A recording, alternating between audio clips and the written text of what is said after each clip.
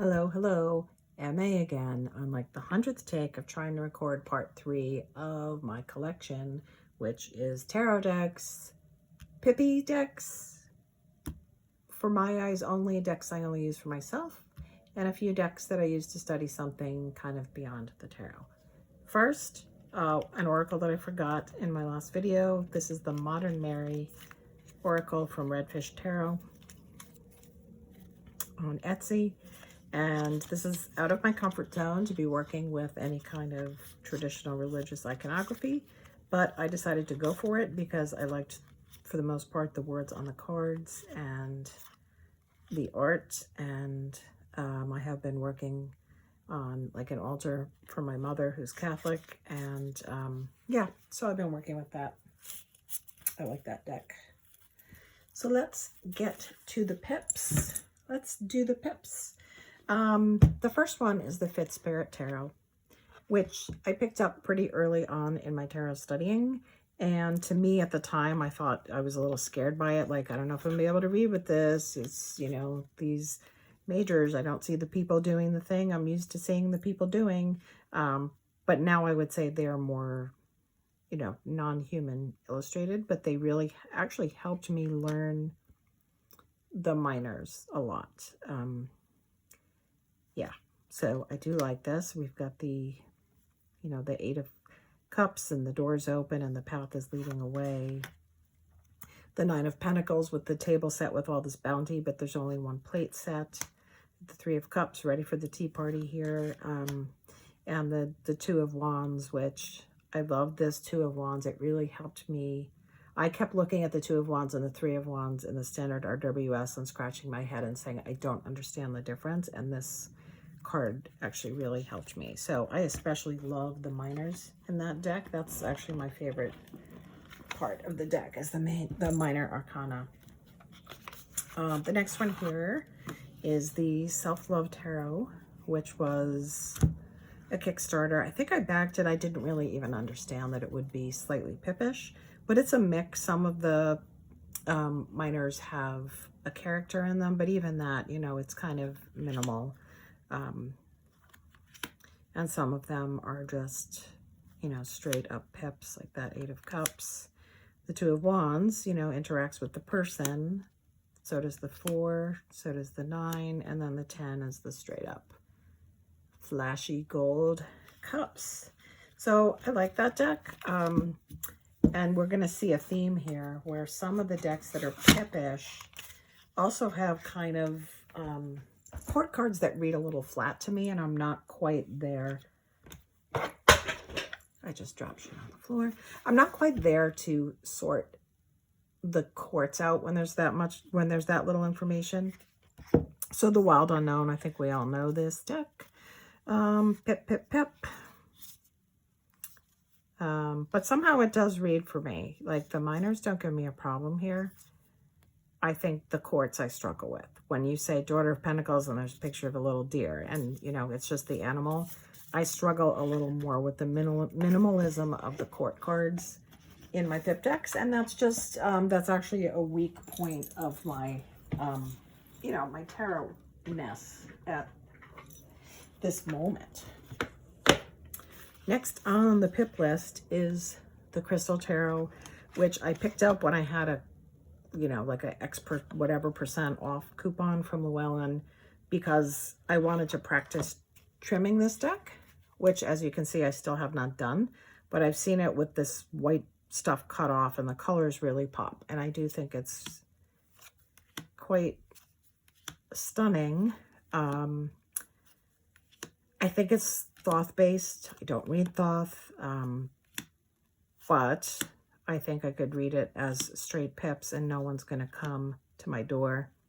Why I haven't trimmed it yet is I found some difficulty telling some of the cards apart, even some of the difference between a couple of the majors and some of the court cards. I struggled, and I may just write on them with like a, you know, like a gold Sharpie down in the corner when I get around to trimming the deck. And the last one on my pip list, other than, I think there were a couple in my unused deck video decks that I don't use very much, but I'm keeping. This is the Radiant Tarot. And yeah, again, very Pippi Miners. Which is fine. You know, some of them have a little more going on. The quartz are a little more expressive than the last two I showed. So, you know, I like reading with this deck. The guidebook I really like. It's focused on creative process, and that's the type of readings I use this deck for primarily. So, yeah. So that is the pips. I don't have that many of them, and I'm still kind of not sure where I want to go, if I want to go straight Marseille or if I just want to start layering in some basic numerology into how I'm reading with them. So next is the decks that I really only use for myself and don't really ever plan to use. Some of them I don't even use to do a full reading with. The first is the Witch's Wisdom Tarot. I think a lot of people know this one. It is known for having giant cards with that chunky Hay House cardstock.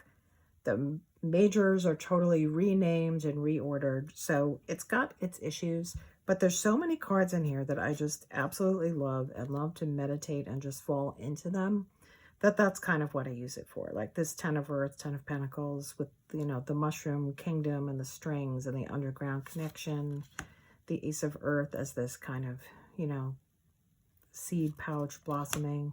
I love this Ace of Air. It really helped me understand aces better. I think a lot of the aces in this deck do that. 3 of Fire, 6 of Fire.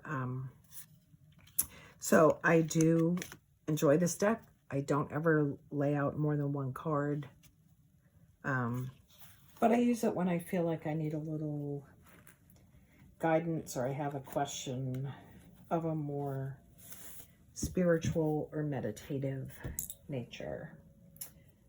Next in that pile is the Spirit Keeper's Tarot, which I use kind of similarly, although I may be more apt to pull, you know, 2 or 3 cards than one than I would be with the Witch's Wisdom. But same thing, this is a kind of deck that I use. I can't imagine using it for anyone else. This is a what energy should I be aware of today question kind of deck for me. I've been using this for like really simple daily draws where I take this to my living and working space and pull one card and leave it out for the day, and don't journal or write down or do any effort with it, but I just check in at the end of the day and I just look at the card and say, where did this card show up for me today? And sometimes it's something very literal. Like, you know, let's say I had pulled this card. Well, I have a, what's it called? Calligraphy stone sphere that kind of looks like that. And let's say today it fell on the floor. You know, that may be the kind of very simple literal association I might come back to this card with. I had the Wheel of Fortune yesterday and I didn't really think about it. And then when I looked at it in the evening, I was like, oh, I went for a long ride today. I grabbed the steering wheel. So, yeah, simple and literal. Okay, next is the Dark Goddess. Very similar. I don't really work with deity, but I am interested in these kind of archetypal and universal embodiments of energy, you know, or directed energy. So I love reading the guidebook that goes with the people depicted, especially where there are cultures that I'm not familiar with. Maybe pulling one card sometimes when, you know, I have gone to this deck and said, who's got my back today? I need some help. Who's got my back? And what do I need to do for you? And the guidebook will sometimes give some suggested actions. And if I'm working on an area of my life, I may go look for an associated being from this deck that's associated with that pursuit and kind of make a little shrine or altar to focus my attention on. And then the last one in the For My Eyes Only category is the Tarot of the Crone. And when I use this deck, I usually do it in 3-card pulls. And what I find happens with this deck is this deck communicates with me, or my understanding of what I see when I use this deck happens beyond language. It's non-verbal. It's a deck where if I do a reading, I just take a picture of the cards and keep it on my phone. I find it very difficult to journal and write down what just happened. It tends to hit me very profoundly, but also inexpressively. So I don't think I could ever communicate that to another person. So therefore, I will keep that one to myself. Okay, now we've got 3 that I use. I can read with them, but I also use them to kind of investigate something beyond just tarot.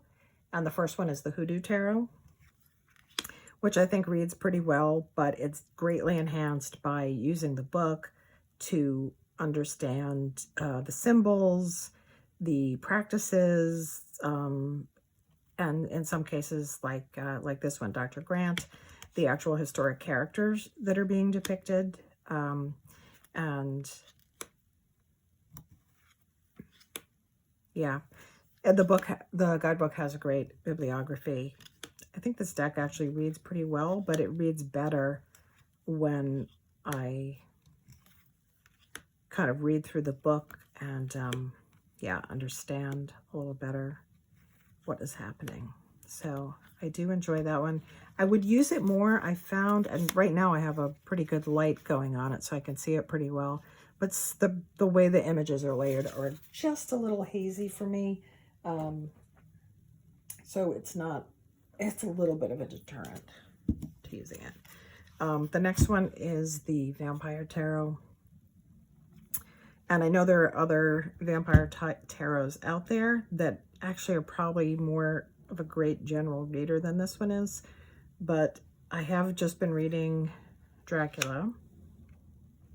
And this deck makes way more sense to me now that I've finished reading Dracula and after I've finished reading the full guidebook. And I did have an opportunity to pick this one up, even though it's out of print. I did find someone who was selling one pretty inexpensively. The prior owner had trimmed the corners, and there's one card that's got a little crease in it.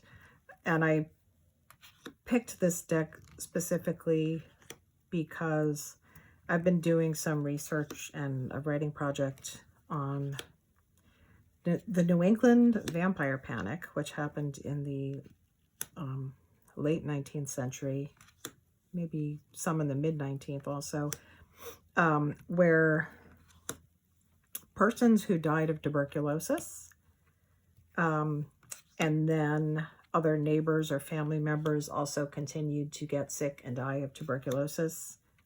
The dead person, it was suspected that maybe someone who had been recently buried was not really dead and was a vampire that was coming up at night to drain their family. And one of the most well-known cases of this was Mercy Brown in Exeter, Rhode Island. This was the 1890s, right? And anecdotally, people frequently say that Bram Stoker was inspired by her story, but I have not yet found any evidence of that, and I also don't know if the timeline of the publication of Dracula and her story work out, but who knows, maybe someday I'll find that tie-in. So, yeah. So, this one is steeped in me with, you know, a lot of vampire research and also the literary aspect of vampire research. I did appreciate that a lot about the deck, that the court cards have a lot to do with the literature, and so did the guidebook. And the last one, Tarot Beyond Tarot, the Herbcrafters. Yeah, this has a great guidebook also. I found when I got it, I didn't understand how to use it because I thought I had, well, first of all, I was very new into my tarot study. So I didn't have a good solid foundation of the Rider-Waite meanings yet. And I put this deck aside for a little while, then came back to it. And what I finally noticed, is that the majors are laid out like these, you know, mandalas or arrangements or altars of the plant. I've got the World, the Hanged One, Marigold. So they're almost like meditation. The majors are almost all like altars. And then the minors, I find, are very invitational. They're really good pathworking cards.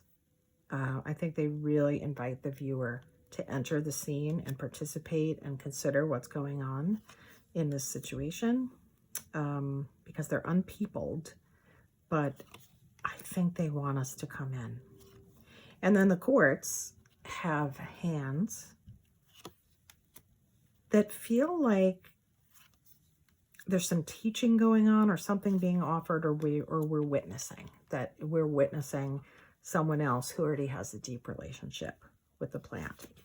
So the book is great. I don't remember if it has it's got a bibliography, and there's also a section with some recommended ways to use the plants. So yeah, love these. And that is part 3. It is a wrap. Yep. Well, thank you for watching if you did, and I'll see you next time.